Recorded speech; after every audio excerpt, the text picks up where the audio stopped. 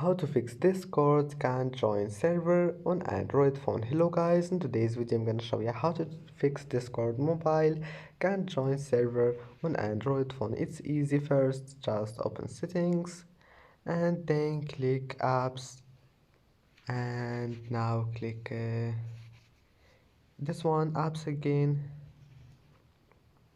and then just click Discord, and then click storage and click clear cache, and after that just click force stop, and now just go back and try again. And if that doesn't fix your problem, then just go to Play Store and update your Discord, and that's it. Now don't forget like and don't forget subscribe, and thank you for watching this video until the end, and see you in the next video.